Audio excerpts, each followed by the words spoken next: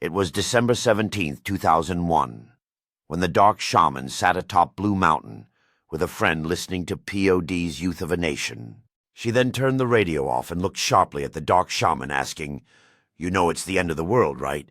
The dark shaman looked at her and dismissed her concern, telling her she was crazy. She insisted, "No, think about it. Jet 11 Iraq, Afghanistan, think about it." He shook his head and got out of the truck, deciding to walk away for a moment.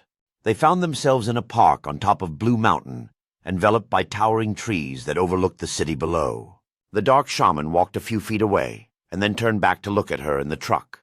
At the front of the truck, a slender humanoid figure dressed entirely in white stood silently, its face hidden behind a mask. He called out to the figure, "Who are you?"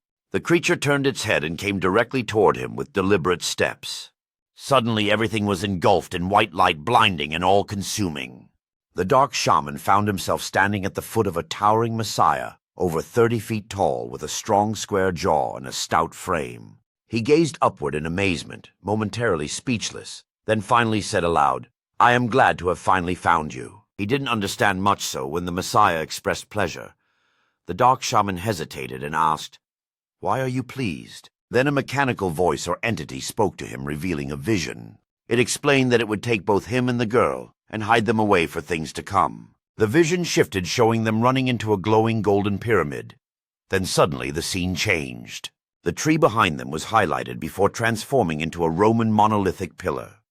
Then the pillar slowly shifted into a different form around them. They found themselves within a temple, its ceiling and floor woven into a sacred space with the dark shaman in its midst. Then everything disappeared, and he was standing again at the foot of the messiah, the white light gone.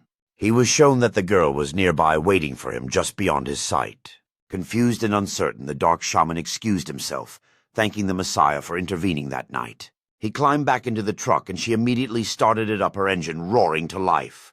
As she pulled away, the dark shaman looked back and saw the worry etched deeply on the messiah's face. In that moment, he sensed unspoken fears about what was to come, and the weight of the night pressed heavily on his heart.